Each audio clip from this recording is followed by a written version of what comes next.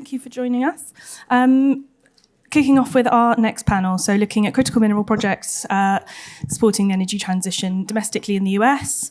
So very pleased to introduce my panellists, Greg Kofford, founder and CEO of Sorbie Bornholm, Scott Eldridge, president and CEO of United Lithium, and Kimberly Berman, energy transition technology and metals specialist from SFA Oxford. Thank you, guys. So maybe we can just start with a very quick round of intros, and you can explain, how you're involved with domestic projects. So Kimberly, I know we heard from you yesterday, but if you just want to give a very quick intro. Yes. So we're not only interested in lithium, but we're also interested in cobalt and nickel. So we were talking about yesterday and all of the elements of the supply chain. So we're a group of consulting analysts. Thanks, Scott.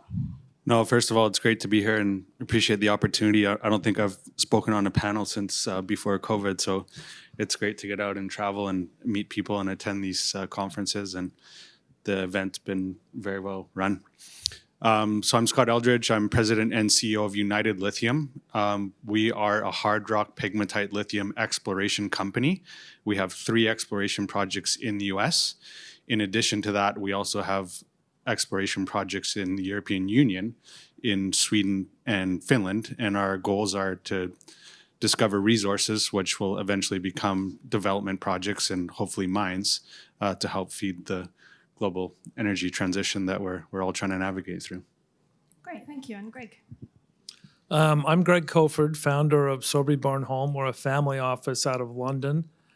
We've been investing in natural resources for several decades across a broad diversity of geographies as well as elements.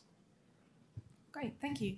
So if we're looking at domestic projects, I think the obvious place to start is with the IRA and what benefits that is or potentially isn't having that are being seen. So Greg, maybe you could start giving us your views on how you think the IRA is impacting development projects.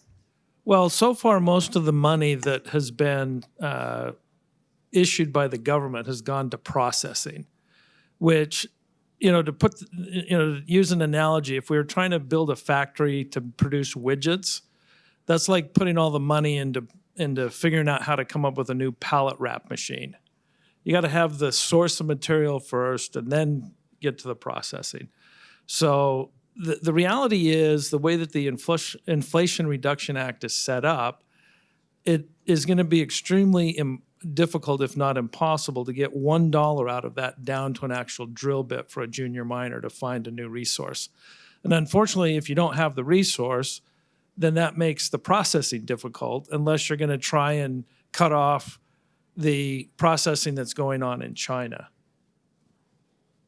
Scott, would you agree with that? I mean, you're obviously you are. Yeah, I mean, my thoughts definitely emulate Greg's, and I think that the IRA has done a number of good things, but it definitely missed out on some key components to get to where we all want to go in the energy transition sort of development process of building out not just lithium refining in the US, as Greg sort of alluded to, but the actual integrated supply chain of having the raw material mine production, the processing, the battery manufacturing, the OEMs building the vehicles. The US is the second largest EV market in the world. So, you need to have an integrated supply chain within the domestic borders of the country. And the IRA definitely has some shortfalls. And myself, I'm also working over in Europe, as you know, and the European Union has started to put in place their own version of the IRA, which they call the Critical Raw Materials Act. And it's far from perfect as well. But I would just point out maybe a few things that the European Union is maybe doing better than the US. There could be a lesson learned there where there's fast track permitting for critical raw materials project. We don't have that in the US.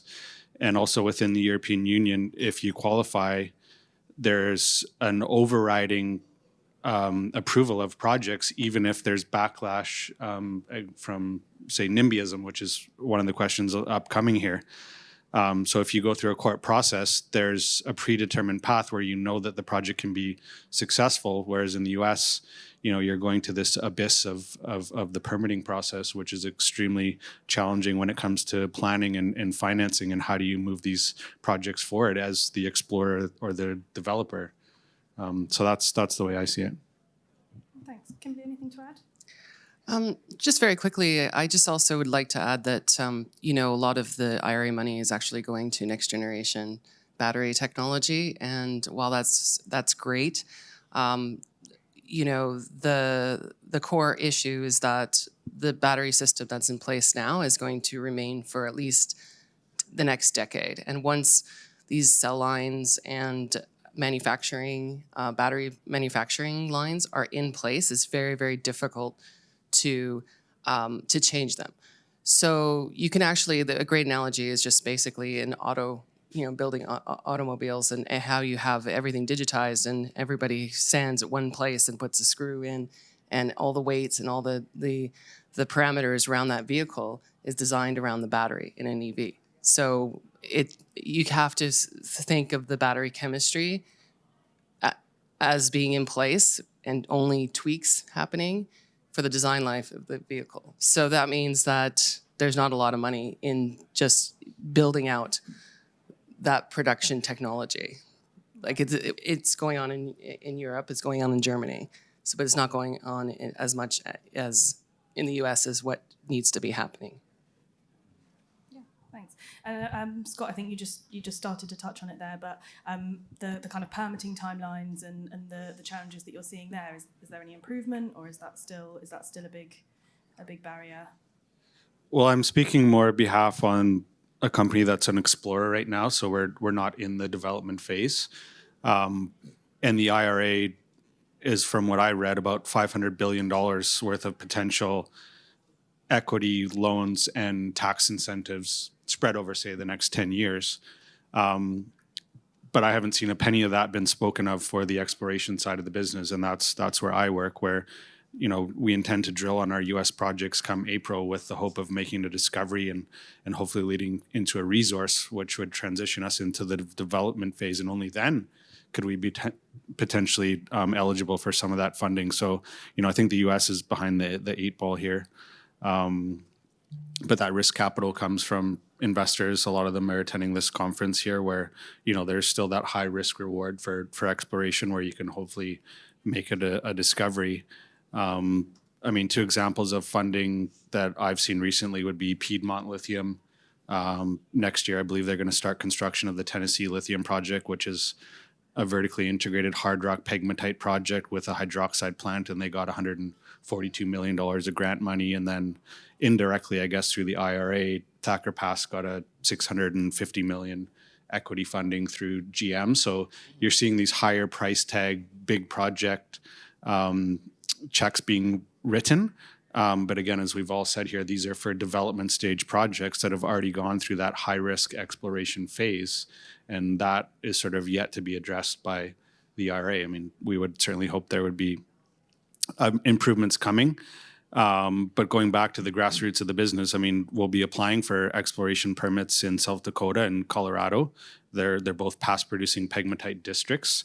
So I'm certainly optimistic from the first level of permitting that we would get a positive result as we move forward with applying for drill permits, which is step one for a lithium mine. You have to start exploring for these deposits. Yeah, thanks. And Greg, obviously investing in kind of different geographical regions. How does the permitting timelines impact how you view a project and the likelihood of you wanting to get involved? Sure. Yeah, the permitting in the United States is not a cohesive process. It's subject to the whims of local state officials. And so you get this wide variety of probabilities of getting a permit and a wide variety of timelines. You've got states like Utah that you can get almost anything done within reason. And you've got states like California where I don't think you can get anything done no matter what you do. So geography is key. And unfortunately, we don't get to pick where the deposits are. And because of that vagary in the permitting process, we take a close look at where projects are. And, if somebody came up with the greatest, cobalt mine, lithium, nickel, whatever in California, we're probably not going to invest because we don't see that getting anywhere anytime within my lifetime. So, and I like to harvest before I'm gone, not, leave it to my children to harvest. So that's, and bearing that in mind, I think what's going to happen is the largest beneficiaries of the Inflation Reduction Act are going to be Canada and Australia. And I say that because they have jurisdictions where permitting is dramatically easier and more cohesive, and they're more mine-friendly in total than the United States is. They have the infrastructure for the exploration, the investment community understands that model. The U.S., if it's not a mega project, nobody understands it. And so I think those countries are going to be the big beneficiaries because of the little codicil in the Inflation Reduction Act that you can source from countries that have free trade agreements. And so that'll be the solution for a vast majority of the metals. It'll be friendshoring, not onshoring. That's very interesting because being Canadian and being at these types of conferences in Canada, they would actually say that it's very difficult to get permitting done in Canada as well. And it's very similar. A lot of, I work for a European firm, and it's very hard to explain sometimes that the provinces or the state level has a lot of the power and not necessarily the federal governments in this case. And, European investors come over and they just don't understand. They feel like all the provinces are competing against each other, and they are. So we have mining friendly, and we also have Quebec. And so, and Quebec is unique. So I grew up there, and half French Canadian, so I understand the dynamics there. But if you, it's got the cheapest hydroelectric power in the world, and it's a state-owned, and so they can basically move the needle as much as they can. So there's not that particular element to think about. However, the province is vast, and a lot of lithium projects in the province failed just because there's just no transport. It's too rural, it's too out there, it's too harsh, and so having a green mine is quite difficult. So that's why you see like Nouveau Monde is just like about an hour away from Montreal for that reason, right? And so if you go higher than that, then you're going to add some expenses. And so you have to think of it, although it is friendshoring, but it's also there's a lot of dynamics going on as well. So it's not going to be as easy as I think that the U.S. government thinks. Okay. So you just mentioned the kind of the lack of sustainability there and the difficulty with creating a green mine. What do you think the US government could be doing to kind of improve that if we're wanting to move away from places like the DRC, where there's obviously a lot of concerns around the ESG components, as we talked about yesterday? Yes. Well, one of the things is that, what I talked about yesterday was that there's this cobalt mine, and it's, was restarted. It was in Idaho. It's one of the only places in the States that you don't have to mine cobalt as a byproduct. But, because cobalt prices went down, it was no longer feasible. So the development was shut down, and they received no IRA money to start that off. And they received $15 million from the Department of Defense to see if there's a possibility. So therein lies the rub, is that it's all based on prices, commodity prices. And so when you have commodity prices as low as they are now, after this gargantuan high last year, it's very, very tough to get the investment needed. Yeah, absolutely. Scott, a minute ago, you also mentioned the kind of the NIMBYism and that being a big barrier to continuing to develop project. What is, how do you see the routes in getting around that and then changing the perceptions around mining? Yeah, so NIMBYism is a common theme that we see around the world, but particularly in the U.S. And it's not just directed at the mining industry; it's oil and gas, it's real estate development, and I think just like anything else, it starts with education. I think the U.S. And all of us can probably do a better job at educating the public on how important mining is to the lives that we all want to live, and anything we consume or use, it's either grown or mined. So it is very basic, but I think that message needs to be communicated better for humans to conduct our lives the way we want to. There has to be mines somewhere. It has to be in someone's backyard. We can't exist the way we want to without mines. And I'll put my European hat back on. And the last time I was over in the Nordics, where we have projects in Sweden and Finland, for the first time I heard a variation of that acronym. I was speaking with a Swedish engineer in Stockholm, and he said, "Well, we prefer the acronym BIMBY." And my eyes just lit up, and I said, "Okay, well, what's the B?" And he said, "Better." So he said, it's better in my backyard because we know how to do it properly. And I think that also speaks volumes to where the U.S. could get to if we have more examples of successful developments that conducted the environmentalism and community relations the way that it should be done, like it's done in Sweden, as an example. I see that as an opportunity to maybe help shift the way that people think. And I think that better in my backyard concept could very well spread over to the U.S., particularly when it comes to the critical raw materials and not just lithium.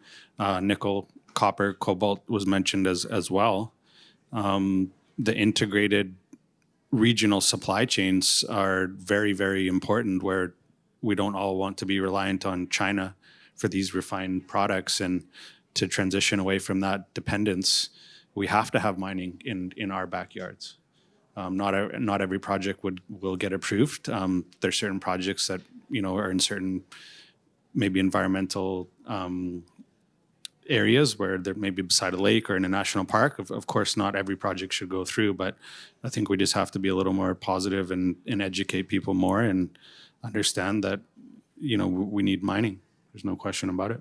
Yeah, Greg, how do you see it playing out? How do you see the different states responding? Different jurisdictions? Well, as I mentioned prior, you've got states like California, which I think it's unlikely any time in the future California is going to change its position. The unfortunate nature in the United States is we're dealing with a mining law that was artfully crafted in 1872 and has not been updated. And so, as a prime example, all the information that's generated from exploration, drilling, et cetera, is not required to be deposited in a central database. So every time there's a downdraft in the mining cycle and you have companies go bankrupt, most of that data is lost. And then whoever comes along has to start over again. So, and you also in the United States, you can hold claims for an infinite amount of period just by paying your holding, your maintenance expense, which is $200 per claim a year. You don't have to do any work. You don't have to do any exploration. You don't even have to think about it. You just pay the $200. So you have vast swaths of potential projects that are tied up in the hands of people that are just hoping someday someone's going to come along and offer them $1 billion. And so you've got this awkward situation that exists in just how claims go about. The other thing that's kind of unusual is in the United States, you still have to physically stake those claims. You got to have people go out and drive pegs in the ground, metal, wood, whatever, on four corners plus a monument claim, and then you got to tie that back. And it's incredibly expensive, incredibly inefficient, and all paper-based. So it's just an insane process for a country that thinks, oh yeah, we're going to onsource everything and have it all be productive. So the NIMBYism isn't unique to the states. I mean, you've got that aspect somewhere, somewhat still in the overall federal government too, because they know they need to change that, but the political process in the United States, it's going to take a decade to change that mining law and get it updated to something rational and reasonable. And by then, the train's not just left the station; it's gone far enough away you can't even see it anymore. So. Yeah, absolutely. Any questions for our panelists from the audience at this stage? Yes. What is the national body of mining that is talking to Congress about this? Because the public, we've seen a rise in populism in the past 5-6 years, and people are very protective of their property. We've seen a lot of issues with oil and gas, and it seems like mining is getting hijacked by that animosity. So, where there's lobbying with Congress and it's backdoor, what is the mining industry in America doing to improve its image that it's here to provide security and independence for the country? You've got a couple of the mining companies now running TV commercials during football games about how green they are. So, which is, whether that's a good expenditure of cash or not, at least there's some attempt to do a little bit of education. So you would say they don't have their own lobbyists? Well, the big guys obviously have their own lobbyists. The thing that you've got to remember is the Western United States, which is mineral rich, is the majority of that land is still owned by the federal government, the way this creation of the states came about. And so the federal government still has jurisdiction over that. And so there's kind of an unusual situation where environmentalists can exert pressure. They'll live here on the East Coast, and they can exert undue pressure on Congress about something they've never even seen, they're never going to go to, but they just know it's bad. And classic example, I live in Utah, and a few years back, the actor Robert Redford, who owns a ski resort in Utah and lives there a significant amount of each year, held a press conference decrying the rape and pillaging of the earth by the mining industry. And as he pointed across the valley to the Kennecott copper mine, now owned by Rio Tinto, because you can see that from anywhere in Salt Lake. And but the irony was, he's standing there in front of a metal podium talking into a metal mic. Soon as he was done, he looked at his metal phone and then went and got in his metal car. So I don't know where all that's going to come from. And all those metal poles going up the mountain in the skis. Yeah, That's right. That's right. Yeah. So I think then that's what you need. You need to come together, create a body, just like horse racing did actually recently with HISA. So you're exactly right, and this is an issue in Canada as well. One of the things that I've seen, which would be very, very interesting, would be I was at a conference a couple weeks ago with some mining technologists, and one was going into a mine site that's in like northern Yukon, so it's like really remote. That had a lot of a great ore body, but it was a mess. There was a lot of waste. There was a lot of oil and gas, like diesel waste. And I was sitting beside one of the people who started to chuckle, and I said, "Oh, what are you laughing about?" And he said that, "Well, I was the mine manager when that spill happened." So it was like it was just, he told me that it was just a common mistake, right? And just because they couldn't see, it was so remote, so much snow that they couldn't see the line to fill the tanks. And so that's caused this huge spill. It caused the Environment Canada to come, and all of a sudden they just said, "You know what? We have to. We can't clean this up. We don't have the technology now, like back then, 30 years ago." So this company was trying to actually restart this mine to clean it up. So this is actually a very, very interesting concept here. So this is mine brownfields. And this is something that's already been, and you're coming in, and you can probably get federal money to help remediate the soils and things like that. If you can actually, and so we're going to restart the mine to clean it up. And so that I've been trying to promote that idea now, because I think that the mining industry in general, they feel like they're basically on guard. They're on guard. They don't want to talk to anybody on the environmental side of things, understandably so. But there are some things that we could do like this, where we've already have this issue, and we can go in and clean it up with the technology we have today.